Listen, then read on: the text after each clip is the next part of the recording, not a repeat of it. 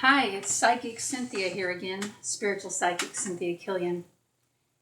And tonight I wanted to just share with you one of my tips for staying healthy and well in the cooler months, in the winter season.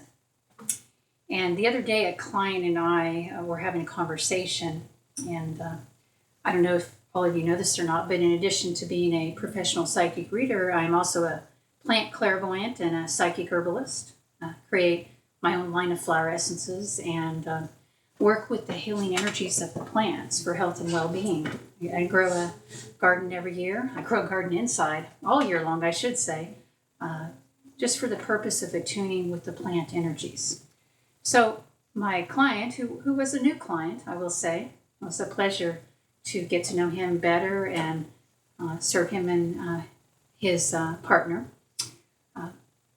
And he said to me, Cynthia, I know that you are an herbalist and you know a great deal about natural healing. And, I've heard there's, some new flu or something going around. What would you do about that? I mean, what do you do when you hear about these things that come around? What do you personally do?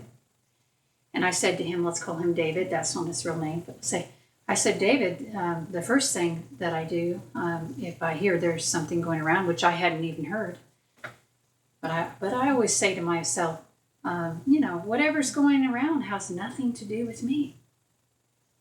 Let me repeat that. This is a writer-downer for those of you who work in consciousness and affirmations. Whatever is going around has nothing to do with me.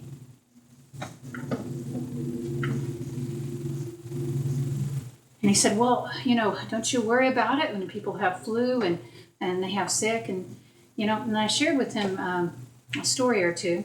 I shared with him how I had my husband actually had some crud that came around. And, he'd had it for 6 months. And during that time, I never got anything, actually, even though we share food and, share a bed and share a house and all that. You might say that's because of herbal medicines or vitamins I take or whatever. But I really think it's because we're all prone to different weaknesses, based on our own issues that we're dealing with. And I don't mean just physical. I mean consciousness. And maybe that's another video for another time. But for this video, I'm sharing that story with you just so you know. Just because there's somebody sick around you doesn't mean you're going to get it. The other stories I didn't share with him is how last winter, because I never got sick, and it did seem like several people around me got the crud, or whatever you want to call it. I was going over to a friend's house and delivering them herbal remedies. I went and spent like an hour and a half at a couple's house where they both had been deathly sick for like 3 weeks, and showed them how to use the different remedies, I'd created for them. I just didn't get sick. I didn't get sick from it.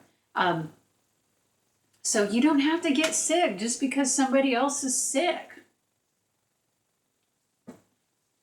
It doesn't have to be that way. And so I think really the first line of defense against sickness is to embrace health and well-being in your consciousness. And, even making this video, I don't really even want to concentrate on this, but I just think the message needs to be out there for people who are in fear and think that just because you've been exposed to a virus or a germ that you're going to get that. And that's just not always the case, clearly. And I think a large part of it is consciousness. Now, he did ask me, well, Cynthia, what would you do if you were heard that or you were really afraid? The first step, if I haven't emphasized it already, is not to go into fear about that. Of course, you don't have to be unwise. You don't have to go rub your hands all over somebody who's really sick with the worst flu. But the most important thing is always to not come from a place of fear, because fear has great power to destroy in the body. Fear made more people sick than any virus, in my opinion, ever. So the more empowered you can stay, the more in a sense of calmness, and keep your wits about you and be wise, that is going to be your main tool for healing.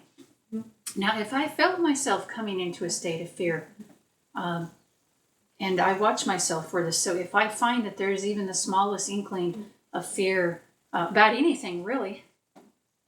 It doesn't have to be just about illness. I mean, anytime you're in a state of fear, you're actually more vulnerable to illness, in my opinion. It's just the energetics, okay? Because fear eats away at our immune systems. It eats away at our aura's ability to regulate itself and protect us and uplift us. So if you feel yourself worrying a great deal about finances or love life or health or whatever, housing issues, I don't know, whatever it is you worry about, work issues, that may be when you really need to beef up your immune system or help add additional support on one level or the other, including the energetic support. So if I found myself going into that, if I found myself specifically getting afraid of getting an illness, but really worrying a lot, I would try to be aware of that, number one. And then number two, I mean, my first line of defense, other than consciousness and staying in a positive spirit that is not fear-based, my next line of defense, and something I do almost daily anyway, is to take flower essences for working in the consciousness, because flower essences help us to deal with the emotional upsets. And I do a lot of work with the essences, so I won't try to go into great depth here, but these are vibrational remedies that work in your energetic blueprint. And they're safe for just about anyone, including children, although children don't usually need them. It's us adults who need them more, usually. And I shared that with my client, and he said, but what would you do physically? And I said, well, that's the first thing that I would start with. And if I were able to lift up out of the energy of fear, then I would stay with the flower essences only. But then you can also, work with other plant medicines that are natural.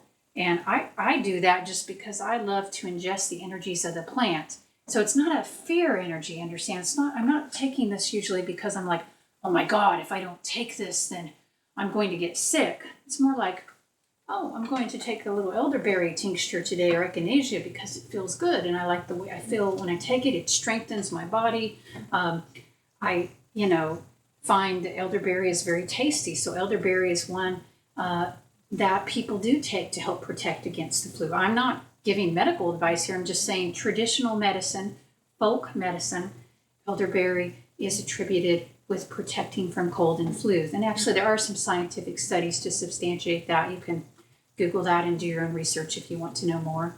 I'm just talking about, what makes my aura feel good, what seems to help me to not have so many colds or flus. And then echinacea is another good one that many people take. With the elderberry too, you can do tincture. That's what I prefer. Or you can do the juice or syrup. I usually do tincture or syrup. I really don't care for the juice too much. But if you like that, then that's great. I actually like the wine, but I don't drink much wine. So all of it, though, in any form has a healing energy. The elder is a very wise, powerful plant.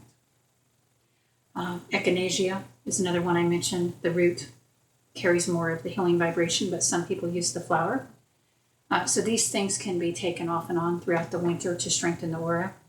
I have a creation that I made where I put together, it's my own blend, my turmeric gold, where I have a turmeric tincture and ginger and black pepper and frankincense oil all mixed up. And I often will take a little bit of that in the morning in some juice. And that's very uplifting in the winter months. I feel like it really brings a lot of sunshine into my body. And of course, there is the old standby of garlic. I don't like garlic much, but I will eat it in the winter. Raw garlic, okay? If you've just been exposed to somebody, has colds or flu, number one, you don't have to be afraid, okay? But if you find yourself going into fear, because fear is the main contagion you need to worry about. If you find yourself going into that and, you're worried that your system's been compromised, eat 1 to 3 cloves of garlic, right away. That'll probably knock out anything, right? So those are just some easy tips, but remember that whatever you're doing, if you can do it from a state of, the feeling of empowerment, that you're enriching your body, that you're strengthening your soul, that it's a positive strengthener rather than thinking, oh my God, I have to get away from this flu or cold, that's better. It's better to be in the state of not being afraid, but being proactive in strengthening yourself. And you know what? If you do get a cold or a flu, it doesn't have to be the end of the world. I mean, in a lot of natural healing traditions, these things and these conditions are viewed as a way that the body cleanses itself. And so in that respect, if I got a cold or a flu this year, I would just take some extra time to rest and let my body heal and repair itself and drink warm fluids and healing teas. So those are some thoughts from the psychic herbalism point of view. And feel free to comment below or message me if you have questions or thoughts about this. And much health and many blessings to you all, many bright blessings to you in the peaceful season of winter ahead.